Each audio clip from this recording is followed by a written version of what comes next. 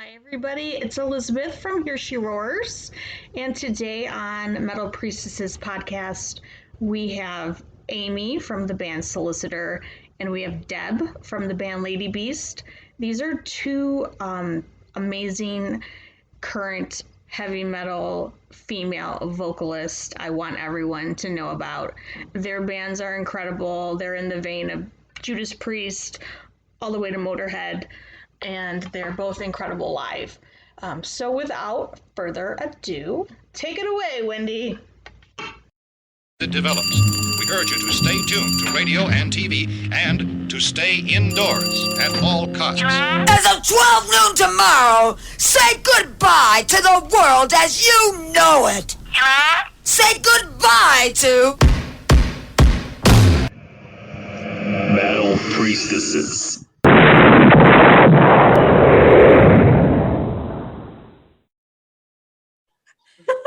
Alejandra, could you introduce us to our guests? Amy and Deb, this is Jessie. Hello. In LA. Oh, you sound wonderful now, Amy. Hey, I switched computers. So. Hey. Genevieve. Hi, how are you? I'm back to Elizabeth. Much better now. And then you know Alejandra. What? Oh, She's you got trouble. Alejandra. Yeah, you know Alejandra. Matter of fact, you can probably tell us some stories about Alejandra, you know. Yeah, maybe. Maybe. Amy's Never. laughing. Like, Nice to meet you. Yeah. You. Why don't you guys both give us a little background about how you got into punk and metal, and then how you ended up in your bands? Oh, man. The Cliff's Notes version. You are on the spot, on the hot seat now. Right? Shoot. I mean, I was actually just talking with a friend about this the other day, because here in Seattle, we used to have a thing in the 90s and called the Teen Dance Ordinance. And it was a 10 p.m. curfew for all minors between the ages of 16 and 18. It was a really weird, super restrictive thing. And so we had these after school programs hosted through our community centers. And I think initially it was supposed to be some kind of stopgap. Supposedly there was some good intention behind that, right? There was some stopgap thing to limit youth at risk from, I don't know, getting into trouble or whatever. Of course, it backfired horribly. It was just super restrictive. If you were caught outside after 10 p.m., you were subject either to arrest or they would just drive you to your parents' house because they assumed you were a runaway. Which is worse, Which is worse. right? Right? I think the arrest might be. So in the early 2000s, late 90s, early 2000s, the Teen Dance Ordinance was struck down. And like I said, we had these community centers that had these after-school programs for teens and at-risk youth. And there was a school center, public use building. It was an old bathhouse on a beach. And it had this huge open space. It was no longer being used for that, obviously. It had this huge open space. They had pool tables and foosball, and some very forward-thinking volunteers with the community center decided, hey, we want to have a haunted house and a Halloween party, and we want to have some bands come play. And that's kind of how that started, and at least here in Seattle. And over the years, because I think that was in 2000, and over the years, kids would just kind of congregate there on the beach, you know, Thursday, Friday, Saturday night or whatever. And kids from middle school and high school would volunteer to help out clean up and things like that. Eventually they got a grant. They got a really nice stage, like a rented stage, you know, they got a PA system. They got a really nice soundboard. I'm trying to like encapsulate as much of it as I can, right?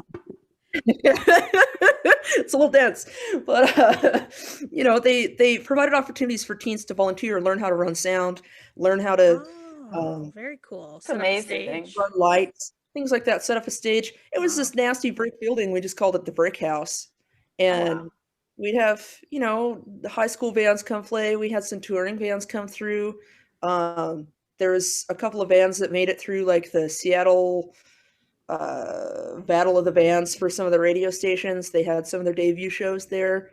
And that's how I got into that, because I was just kind of roaming around. I didn't really have much time on my hands as a kid, obviously, because you're a kid. Yeah. And were you all influenced at all by the grunge scene in from the 90s, like the Bratmobile or the Riot Girl scene?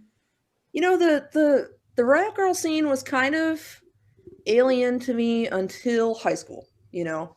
And I actually ended up dropping out of high school in my junior year and got into drugs and all that other stuff. I wasn't running with the best crowd. But there was definitely a movement in that late 90s, early 2000s era.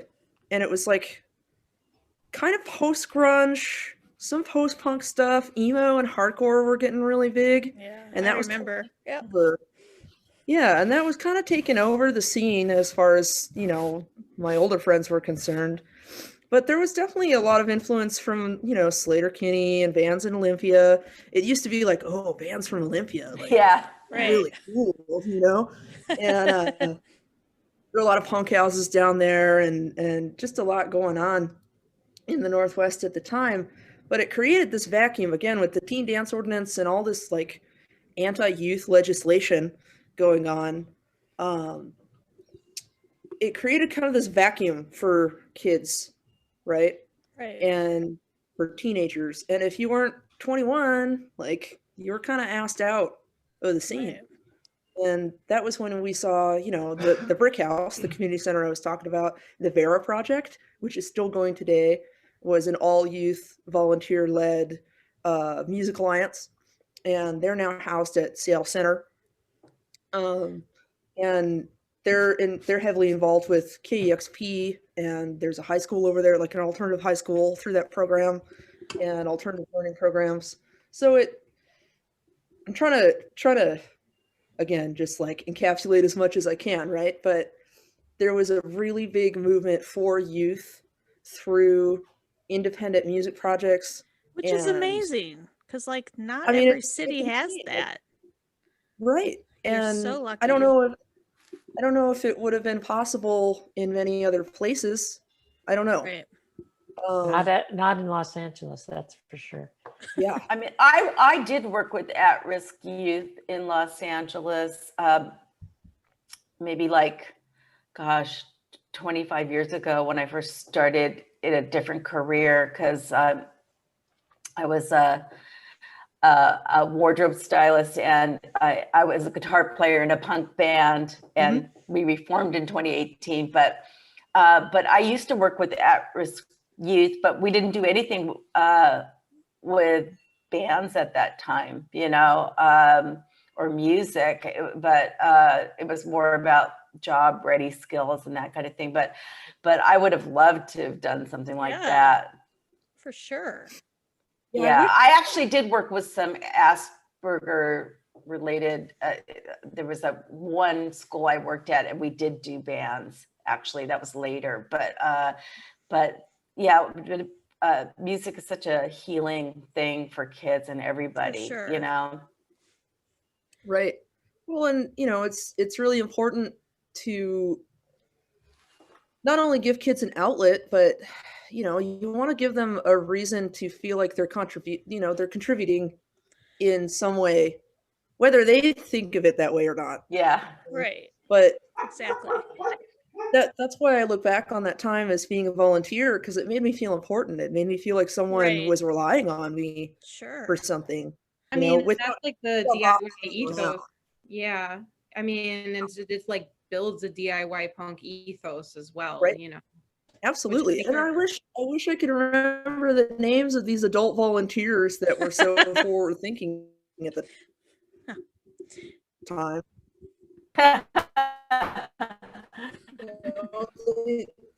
I remember it was 2 guys and a girl, and it was like they really cared about what we were all up to. And a lot of us from that time went on to form bands here in Seattle and in Tacoma and in Olympia. And a lot of us have been in bands who've toured and worked in venues and gone on to bartend in venues or book shows, promoters. And so it set us up for this lifelong progression of being involved in arts and music. Yeah. Can you each tell us a little bit about your bands that you're in now? Deb, you want to take this one over? Sure. But something I wanted to say about your backstory is that I think it's so cool that not only did this organization kind of give the kids something to do at the time, but maybe unbeknownst to everyone, it led to a lifelong passion, future. You know what I mean? I mean, it's almost, I'm like a sensitive person. I'm like almost getting teary eyed. I'm like, it's amazing. Someone cared about someone else. I know. Yeah, I know. Someone cared about someone else. Wait, especially teenagers. Like, right. And weird teenagers. Right? We're like in a big city. You know what I mean? Like in a big city, like, you know, in the Northwest. Like, I feel like places like Seattle, California, sometimes it's so big that it's hard to create your niche or your cut through, or you go under the radar, no one cares, you know, but that's a really amazing story. It really and it's is. cool, especially knowing you, to hear the backstory. Well, and it's what's crazy about it too is I don't know if that particular model, like if you can call it a model, right, would have succeeded today or yesterday or last year. Right. Because it was such a crucial time for Seattle culturally. You know, we had the it was post Y2K, and the software company bubble was about to burst, you know, and we were about to head into a recession. And so it was just this funky time. Again, music-wise, post-grunge, Riot Girl was on the up and kind of coming back down again. Emo and screamo and hardcore and like goth industrial stuff was really big.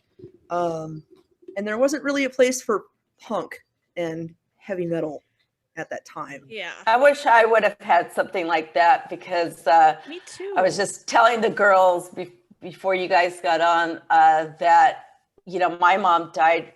Well, she got sick when I was 15 and a half, and she died when I was in high school. And I just ran away to Hollywood and then landed. I mean, that's when it was glam. And then the punk, the first wave of punk started to emerge.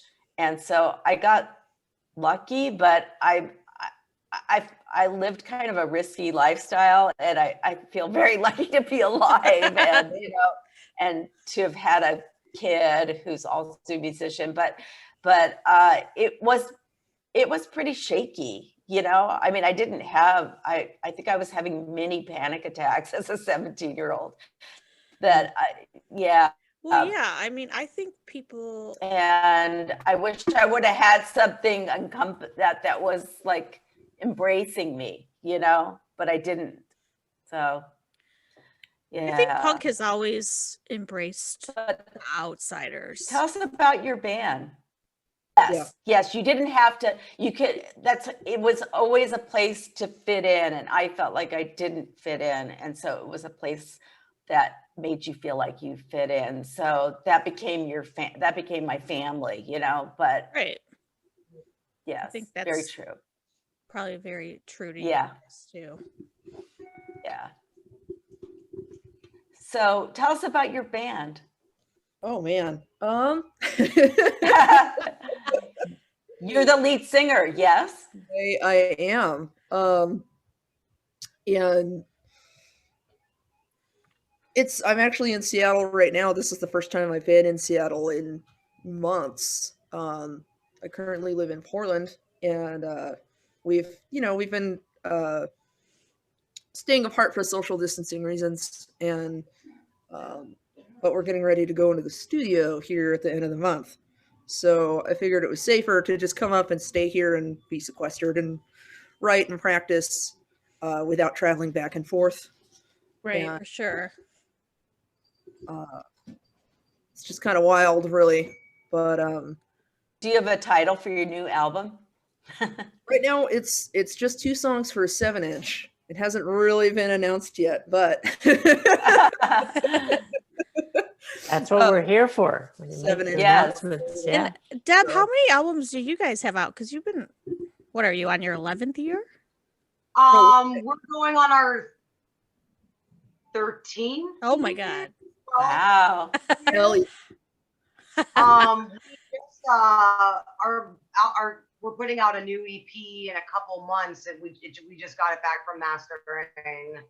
So we have 1, 2, 3, 4 full lengths, 1 EP, and then we're doing our second EP. Sweet. Releasing it in a couple months. And where do you live? I live in Pittsburgh, Pennsylvania. Oh. Yeah. Yay!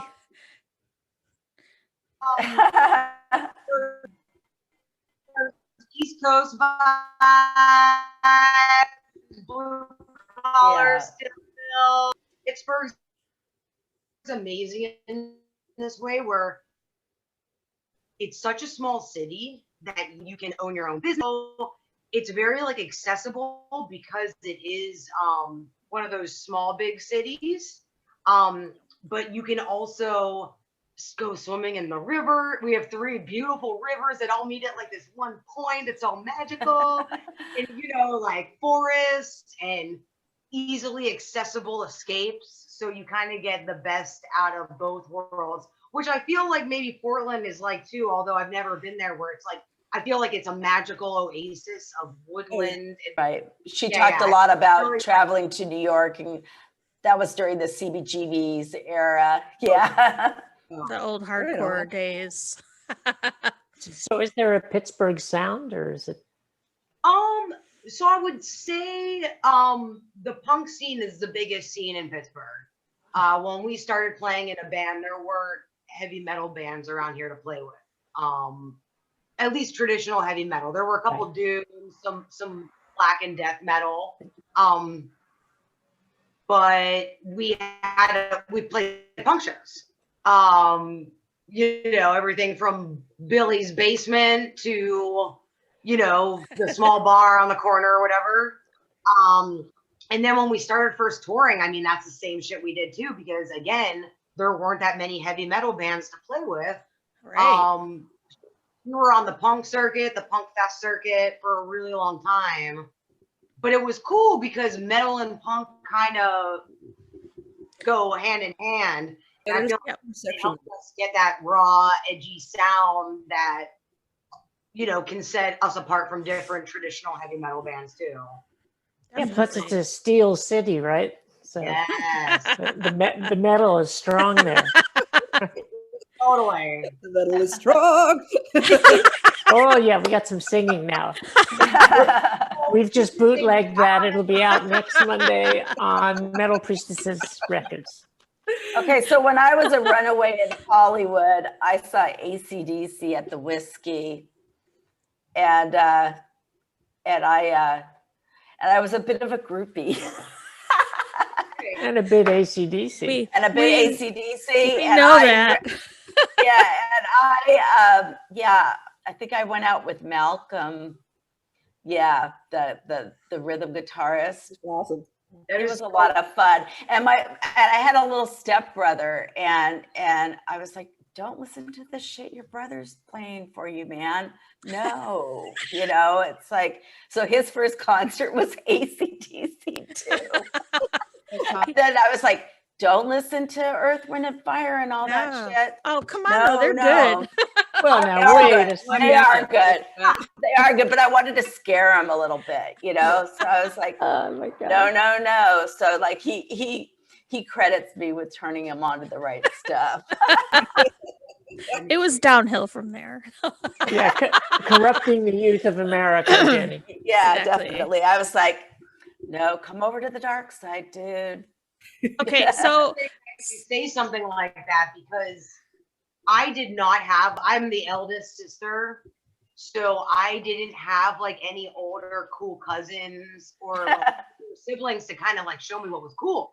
So I took the path. I mean, I took some twists and turns through many different genre before I happened upon like Iron Maiden, you know? But the cool was that, you know, what I started with was like classic rock from my dad, ZZ Top, Aerosmith, really fun riffs and really fun stuff to sing along to.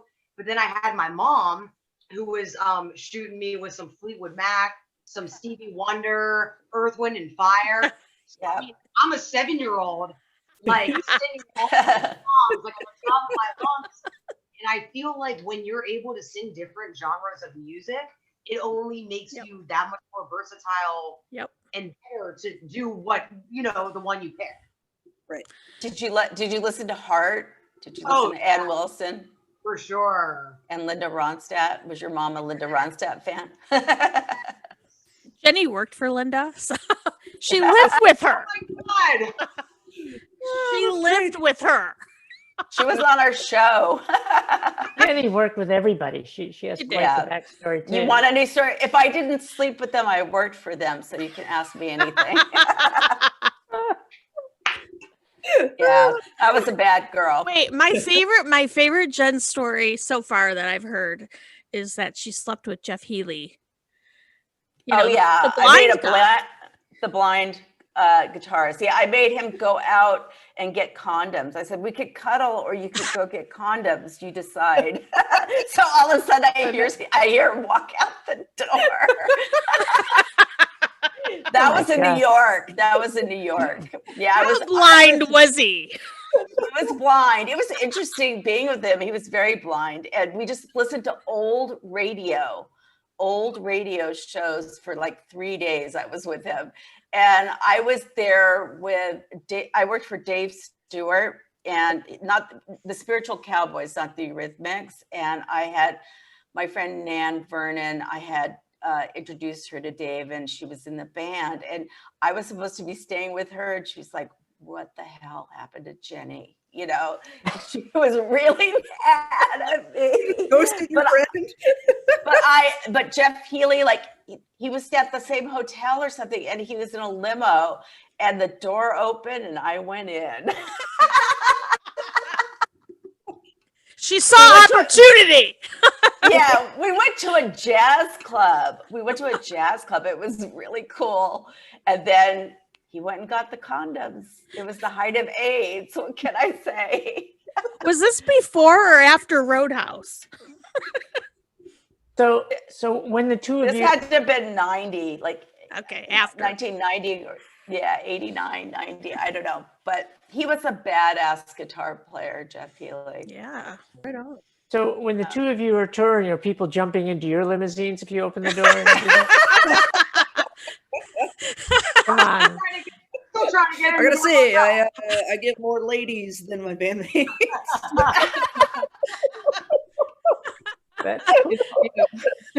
Yeah, women on the road, it's different. My experience is when I toured with the Bangles or when I toured with Linda, they tend towards the road crew. You know, it's not the same thing as guys on the road, I don't think, you know. Is that still true when you tour? Do you? I felt really lucky. So Solicitor has only been a band for about 2 year. It was born out of my previous band, Substratum.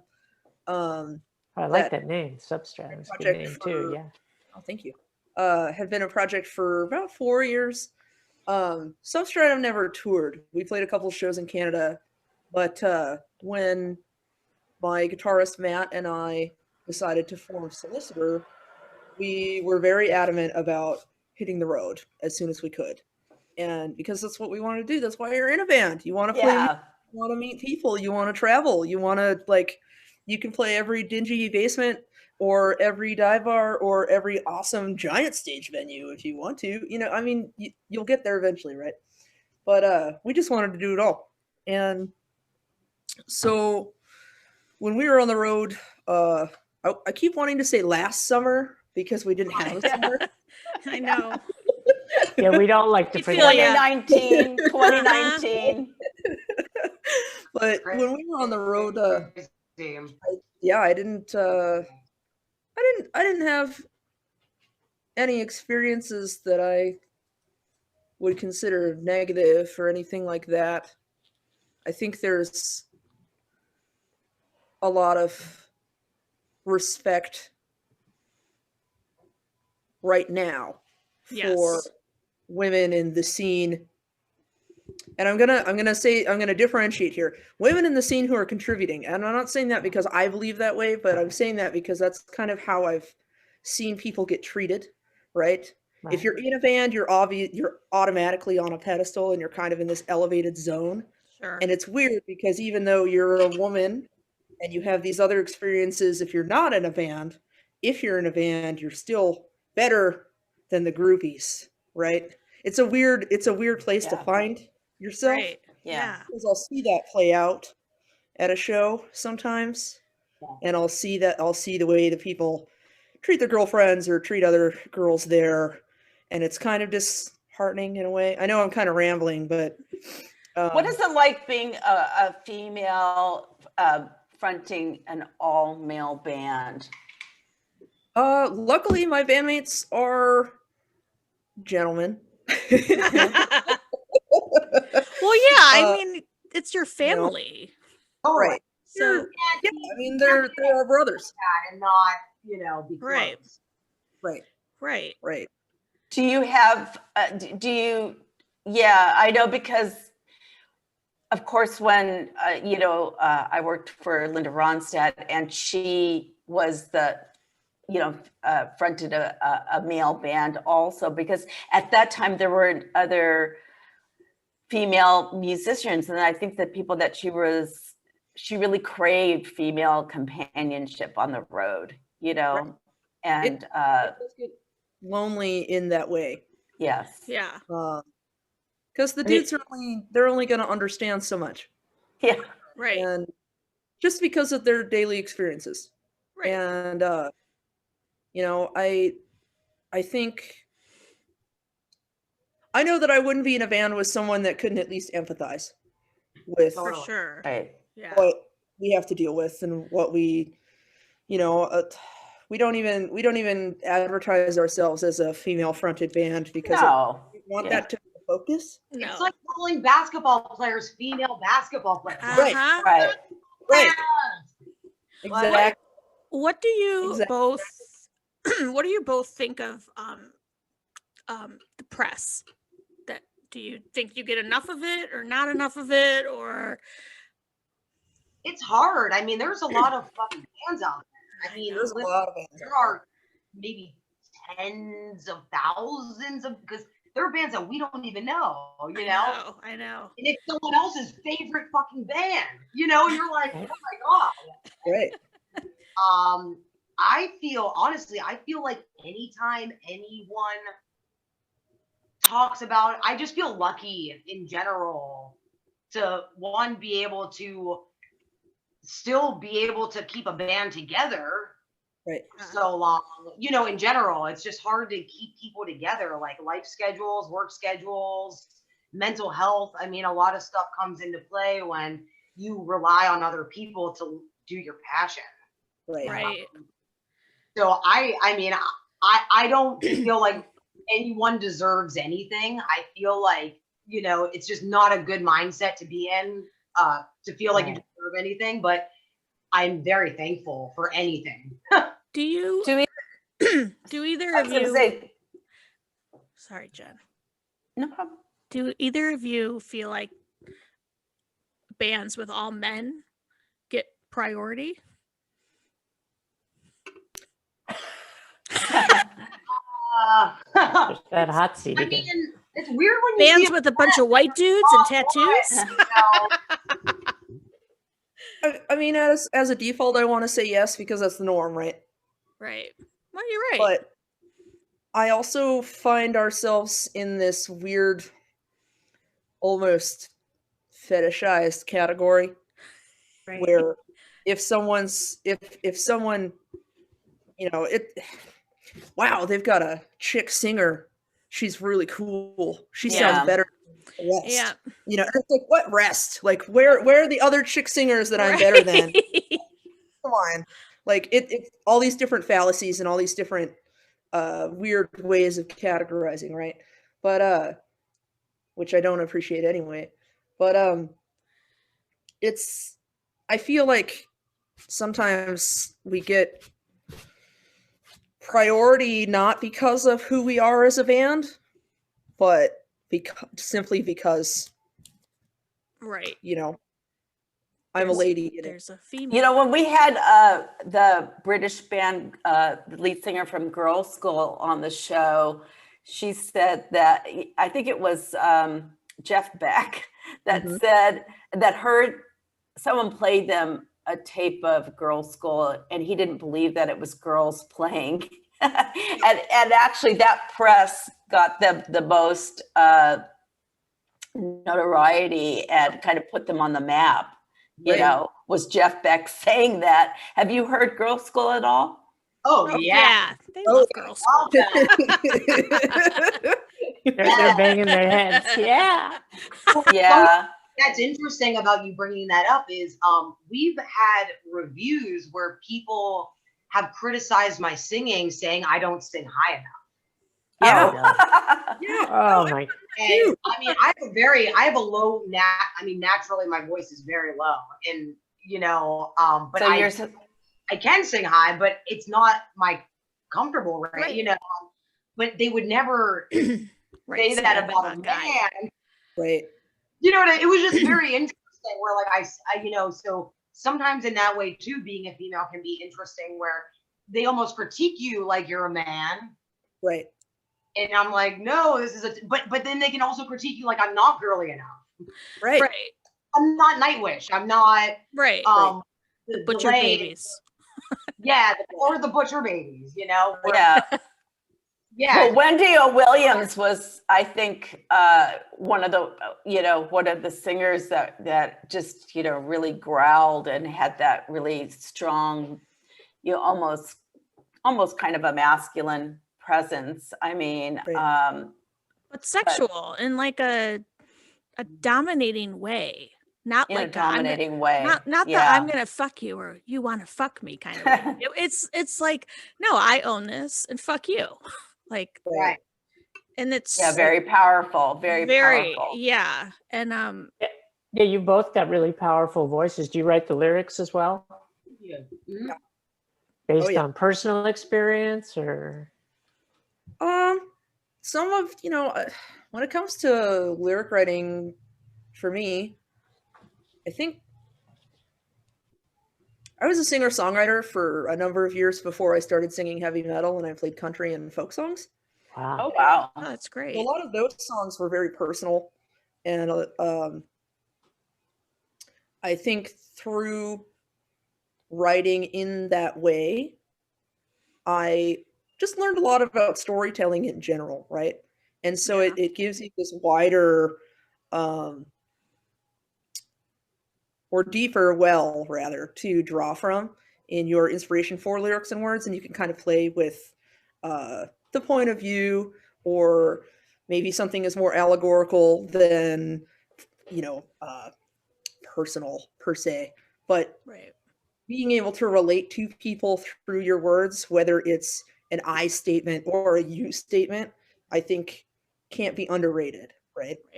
Did you like Willie Nelson or Hank Williams? Oh, I love Willie Nelson. Yeah. One of my favorite Willie Nelson live songs. There's a recording of Ray Charles and Willie Nelson singing Seven Spanish Angels. Yes. And it makes me cry every time. Every single time, without a doubt. Did you listen to the Outlaw Band, the super group with Johnny Cash and the Highwaymen? The Highwaymen. I just interviewed Carlene Carter, and she was also on our podcast, and she's the last member of the Carter family, but she's Johnny Cash's daughter. Yeah. And yeah, we talked about the Highwaymen, yeah, so it's Chris Christopherson and Waylon Jennings, I think. Yeah.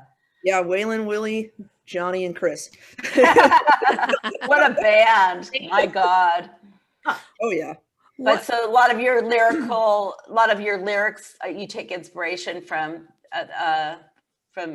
country and sort of. It's not, I wouldn't say direct inspiration from country. It's more the idea of telling a story through really any necessary. I mean, I guess I haven't really talked about this kind of stuff in a while, so I'm trying to figure out. I'm also in the middle of writing some new material now for Solicitor, so I'm thinking a lot about how people connect to what we do and what that means for us. So beautiful. You know, I mean, especially as women who front bands that are heavy and loud and fast. And how do I want to be seen, and how do I want to be heard, and how do I represent everything that I am within this much larger body of bands and inspirations and works and genres that are out there, right? Right. So I feel like writing lyrics is honestly one of the hardest parts of being. Oh, it sucks. I just want to fucking play shows. I just want to belt it out. Something that's very important for me personally is I feel like I have an obligation having this outlet to speak to so many people like at one time. I like to at least include like one song on every album that has a positive, hopeful message of succeeding, of like standing tall, of anything is possible. Yeah. Because I feel like when you have someone telling you that, because I feel like there's people in this world where no one tells them that they do a good job, or that no one is encouraging them. And I feel like I want to be that person for everyone. And that's a really important part of the band for me, is making people feel comfortable and not acting like, you know, we are this unattainable, untouchable thing. It's like, no, come in close. Right. Get over here. Like, come on. That's great. Do you write on guitar or piano, or how do you write your melodies?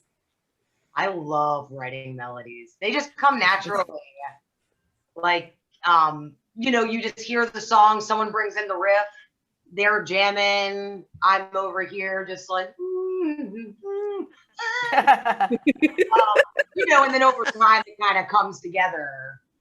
Okay. Yeah, there's a lot of phone recordings of like, do like this. Oh my God, yes. Well, during the lockdown, I'm sure you both got a lot of lyric writing done, right? I mean, I would say lockdown helped inspire, you know, I think a lot of people wrote songs about the pandemic and for the pandemic, and, you know, some people did it in like very like outward ways, like where it was obvious, like, oh my God, yeah, it's angsty. And some did it more metaphorically. But I would say that the 5 songs on this EP, including one as a cover, are very inspired by all the things I was involved with or learning about or feeling during this time. But metaphorically, so no one's gonna like, you know. Well, it's interesting you say that too, Deb, because I actually struggle with writing in the literal sense. Oh, like, yes. It's really difficult for me to say, it's really difficult for me to write a literal political lyric, you know, because I know, even though I feel that way personally, you know, I have very strong beliefs and very strong values, and I believe very much in the Black and Indigenous rights and trans rights, and my activism is rooted in feminism and equality for all. But bringing those kinds of ideas to lyrics in a literal sense is difficult in heavy metal. And I'm trying. It's not so difficult in punk. Here. I was very, very upset with the heavy metal community, or just the was really upsetting. Yeah. Can you repeat that? I'm sorry. You cut out a little bit. I'm sorry. I'm picking up. I'm right now. I feel like during the last year in 2020, a lot of people's true colors in the heavy metal community were starting to come out. Yeah. And you know, I feel like heavy metal was already a genre that found a lot of racists and bigots and small-minded people, because heavy metal is the working man's music. I mean, that is small town, that country.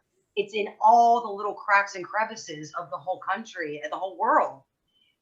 And man, to see some of the shit I was seeing, I mean, people were like, "You're losing fans." I'm like, "Fuck you! I don't want you to." This is not for you. If that's how right. Yeah. Oh, can you tell us a little bit about the Ladybeast, the festival? Metal Immortal Fest. Yeah, it's called Metal Immortal Festival. The first one, the only one, unfortunately, so far, was in June 20th, 2019. We had been to so many cool festivals, and I just thought, why can't we do this ourselves and bring all of our favorite bands to Pittsburgh so that the East Coast can see the fucking vibe and sounds of the West Coast and not have to wait for them to come back on tour, you know? Yeah.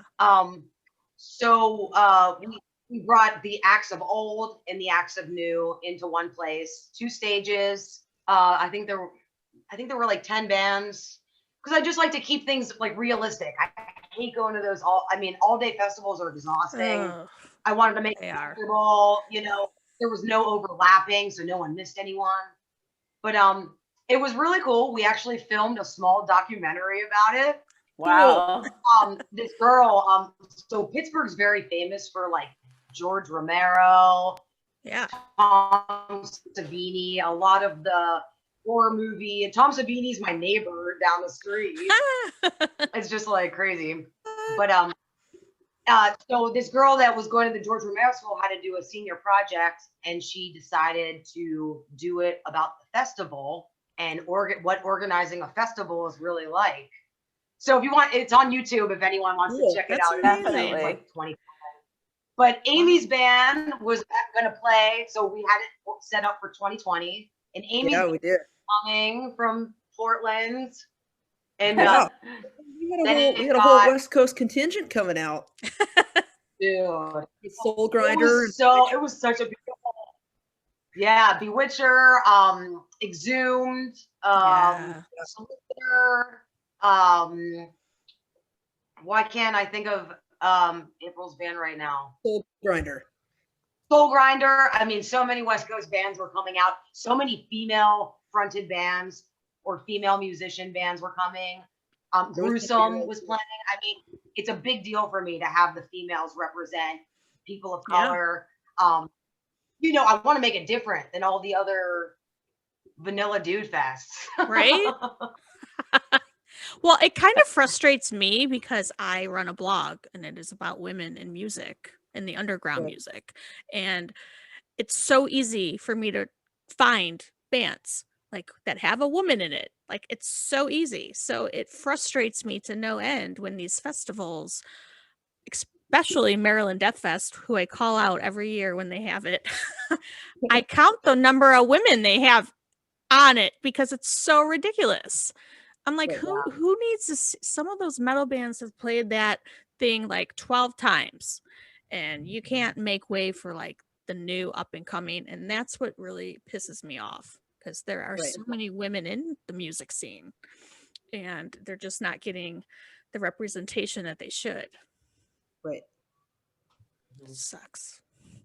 Yeah, we interviewed June Millington of Fanny, you know, who was really one of the very first all-women bands that were not controlled from the outside, that did their whole thing. And it's a little you know, it's great to see how that has changed, but it's also a little dispiriting to see that, you know, 50 years later, aspects of it haven't. It's so frustrating. Yeah. Right. Yeah. I mean, because I think the women are out there, like they are making the noise, but they're not getting the opportunity. Yeah, and I find, and I don't know if you girls do either, but I find sometimes women are the most critical with women. And I hope that's not the case for you guys, but it probably is. And I don't know if it's a jealousy thing or what, but it's another very frustrating thing that we have to go through when you're in the underground music scene. We should all be working together. I've struggled with that feeling. I'm not gonna lie, I've struggled with that feeling for a number of years. I've kind of always been a tomboy, and I've always, you know, ancient words, right? But I've always identified with men, and I had a really difficult time as a teenager identifying with other girls and other women, even though I feel and felt underrepresented and I wanted to see more, and I had feminist icons that I looked up to and these bands that I loved, you know. But when it came to my day-to-day personal interactions, I was caught in this, and it only took me like the last couple of years to kind of figure this out, right? Like I was caught between this weird place of like, and it kind of comes back to what I was saying earlier about being on this strange pedestal as a woman in a band. Yep. Because I had all these men telling me, wow, you're just so cool, you're so rad, like you're in all these bands and you do all this music and you know all these bands, you work in all these venues, and man, can I get a ticket to that show? And like just shit like that, right? And then the darker side of that was, well, you're just not like all the other girls, and you're not like the other women I've met before, and you don't sound like the girls I've met before. And it took me a while to kind of realize, well, what do you mean by that? Like, what are you trying to say? Like, what are you actually trying to say when you say something like that? Right. And what does that mean when I'm standing next to my friend who's not in a band, but you assume she's the merch girl, or you assume that she's dating someone in my band, or so, you know, and it made me feel really gross. It made me feel. Well, Alejandra, what is it like for you owning a record label as a woman, you know? I mean, to be honest, I have always tried to keep my personal identity very separate. So, I mean, I've been doing trades and working with other labels, you know, for going on 8 years. And a lot of people, like, I just correspond with via email, and they will write, you know, like, thanks, Alejandro. Like, they know. And I don't often correct it because I don't think it's relevant. You know, at the end of the day, I want people to support the label because they enjoy the bands on it, not because they want to support a woman-owned business or a Mexican woman-owned business. And that's sort of how I feel. I would rather everything be kind of centered on the bands on the label rather than, you know, myself personally. And also what Amy is saying is kind of like, you know, status, like, oh, you do something, you have some substance where your counterparts don't. I don't really like enjoy that, you know.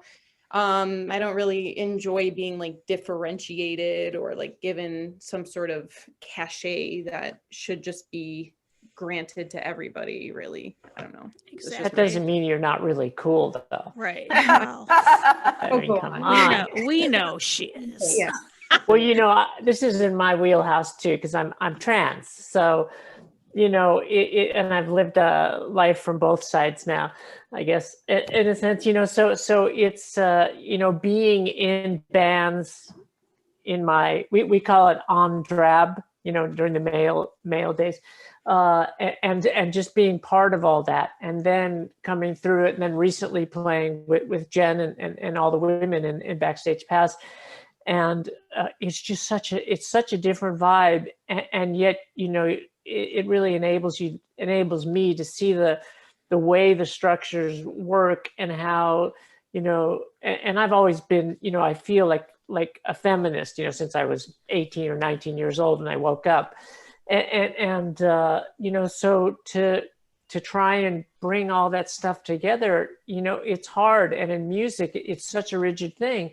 And everybody's so obsessed about gender, and what you were saying before is it's like, well, but it's fluid. Everything's fluid. It's flexible. Why should it be that way? Because a bunch of knuckleheads however long ago decided that this is the way it is, and it's a patriarchy, and that's but it's also hard to disassemble a system like that, to take it apart, and you're doing that, just all of you, in terms of being out there and doing these things and showing people without, what you were saying about the lyric writing too, is you don't have to hammer it into people. It's just who you are, and your essence will inspire people. And I'm sure every day it does. So, kudos to all of you. Aww. Same. But it's funny that you guys say that, because if I had two choices, if I could come off on stage sexy or strong, I want to come off strong. Yeah. Like I am so much more into like my muscles bulging, sweat pouring down my face, you know what I mean? Then coming across, is like, you know what I mean? Like this. Yeah. Well, I mean, I've seen women who do that, who like get almost naked on stage, but it's hard to be Wendy O. Williams. It's hard to pull that power off when you're trying to do that. And I don't think I've ever really seen it done since her. But what I love about both of you is that I feel like you are sort of the Wendy O's that we're seeing right now. Yeah, and so I really wanted to have you both on, and I've told Wes several times to listen to you guys, and he does enjoy both of your bands very much, because you really have the same traits, I guess, that powerful dominating trait. Ahead of the curve. So, well, I did this thing. I had this image, and it wasn't like there wasn't they, them at that time. But what I did have was a half man and half female. So half of me was female. I had a bra. The other half was a vest, and I split my face in half, and makeup on one side and no makeup on the other. So I don't know what was in my head about that, other than maybe not having a lot of support for being a female guitarist. I really don't know what was in my head about all that, but there was no they, them at the time. No, it's funny. I made that same outfit. I mean, I had someone sew it for me. I have to admit, I couldn't sew it. Pretty early on. So that's so funny. We both did that. Have that same outfit? Yeah, I have a photo of it somewhere where it's just split down the middle. It was such a great idea. I think you did it before I did, but it was. Yeah, I think so. It was. It took a while to get the courage to do that, but that's a great thing. What does it mean? What are these definitions? Why are they? They're carved in stone? Well, okay, not according to science. So come on, folks. Yeah. So I guess it was, I really don't know what had me come up with the idea. I'd like to say that it was something heavy, but I don't think it was really. I want to know from both of you what female art, I mean, it could be the lead singer, they could be the drummer, I don't care who you're really into right now. Throw some bands at us that you want people to know about that have women in them. You know, I'm gonna say April from Soul Grinder right now is definitely one of my favorite characters. I mean, she looks like a Marvel superhero or something. Yeah. Oh yeah, she even joined this like internet wrestling federation. I love it. Cutting wrestling promos in her full getup. Oh my god, that's amazing. Her voice is rad though, like the way how she sings, they're very unique. Like no one sounds like that. And cool. Like at all. Yeah, I could say she that stands about both out. of you. You both stand out. Well, thank you. Oh, thanks. Deb, give a shout out. Let me see. Let me give a shout out. I've been listening to so many podcasts that my brain is like, I'm trying to be like, what am I listening to? What am I listening to lately?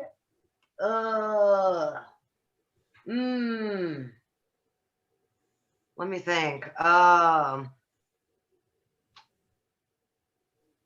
sorry, I'm like wasting time. That's why we edit it. I smoke a lot of weed, so like sometimes well, I mean, the next band that's a friend that just kind of comes to mind, and I just saw that they were recording a new album, are our friends in Savage Master. Love Stacy. They are, oh yeah, so you are familiar. Yeah. I guess to your audience that maybe is not familiar, they are traditional heavy metal.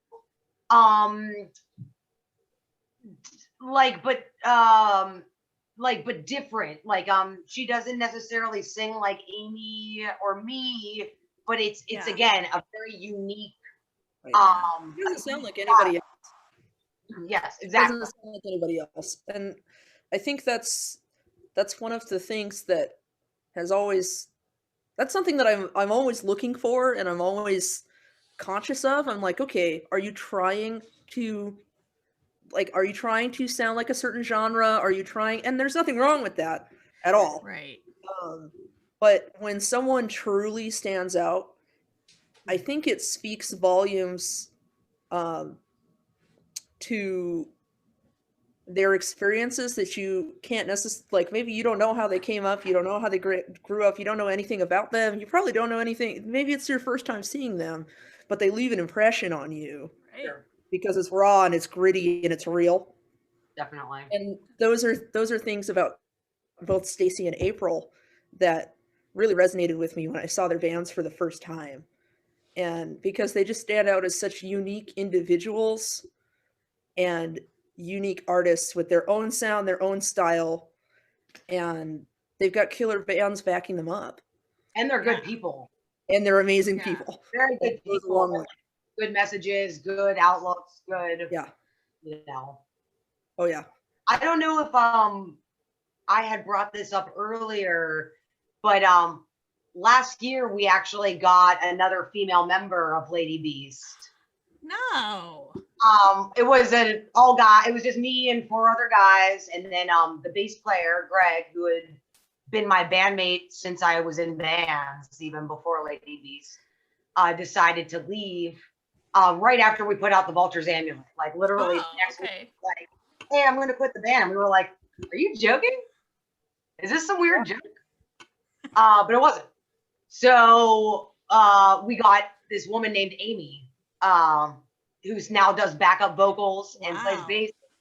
There is a difference when another woman comes along. I bet. Yeah. We like giggle. And like, she brought a pizza. She brought food to practice. Like, you know. Before I let you ladies go, I want to know, how do you guys feel about body image? Like, is it something that you think about, or are you just like, fuck the world? That's a great question. I think that everyone thinks about their bodies, whether you want to or not. Yeah. Sometimes it's hard to control what you see or what you think. And I think that everyone has their own struggles and demons, whether they're the thinnest person in the room or whether they're the biggest person in the room.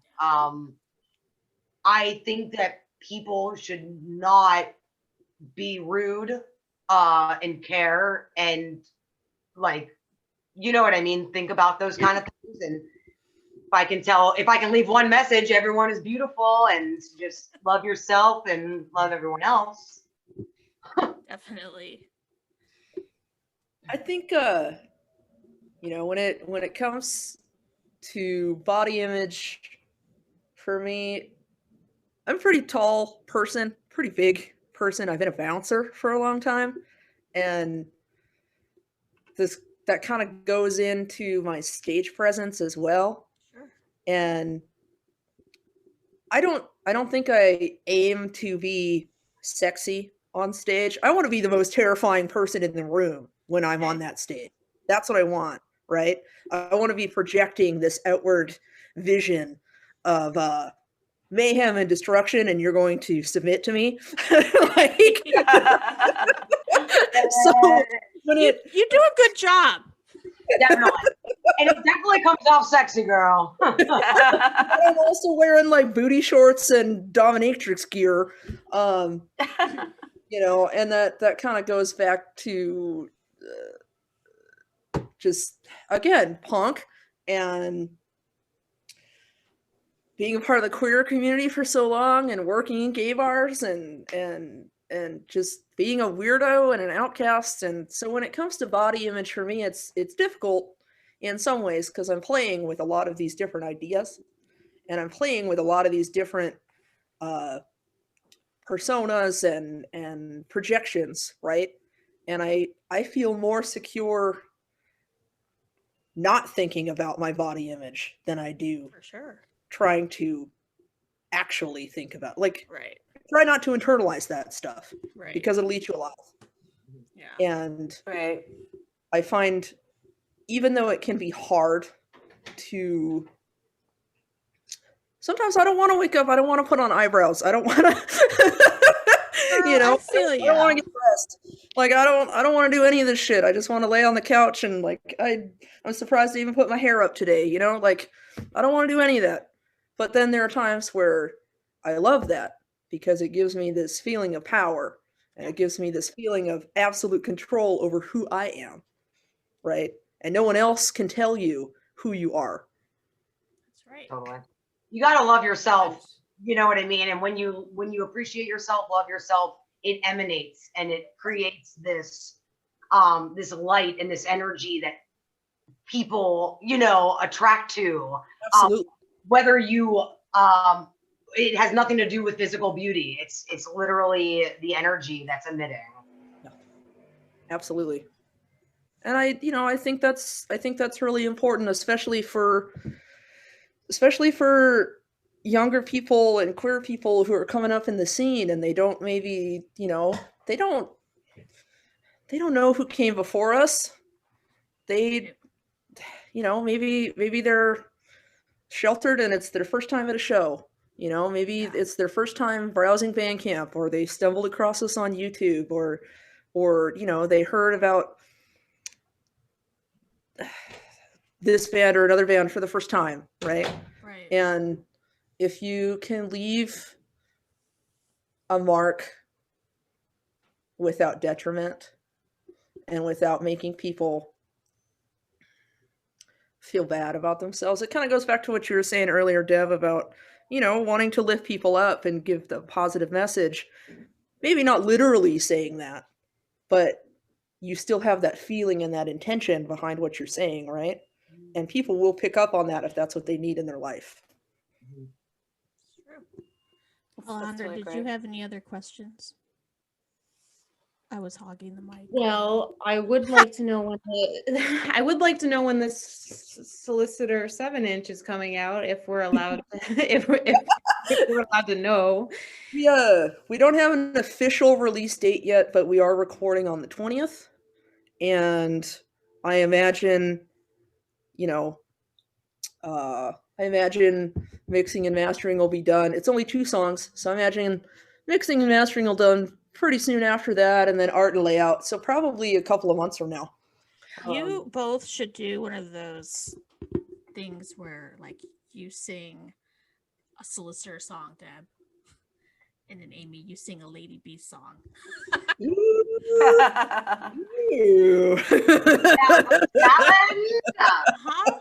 You heard it here. This could be a future competition. Or a duet. Oh, I would love a duet. That too. That'd be awesome. There's a Ladybeast album coming out as well. You said you're recording another EP, actually. Yeah, we already did, and it just got mastered, and we're just waiting on the artwork. And then, yeah, hopefully also in a couple months it will be. Okay, I think you should do a heavy metal version of Jackson, the Johnny and June duet. Yes. That would be great. That'd be awesome. You know what I really miss right now? Karaoke. Dude, I love karaoke. I want to sing some Journey with you, Deb. Now, girl. I want to be there. Dude, like when there aren't shows going on, karaoke is the best medicine for life. Oh yeah. When you just want to belt it out, but you don't want to think about it. We should do that as a podcast, do a karaoke night. Awesome. You don't want to hear me sing, trust me. Thank you so much for being on the show. I love you both. I'm so happy you're in the music scene and we can look up to you, and you know, I wish you guys the best, but I'm sure we'll have you on again at some point. I hope so. Thank you so much. Take care. Thank you for being on. Great seeing all you guys. Thank you so much. Take care. Bye. Bye. Everyone, y'all. Bye.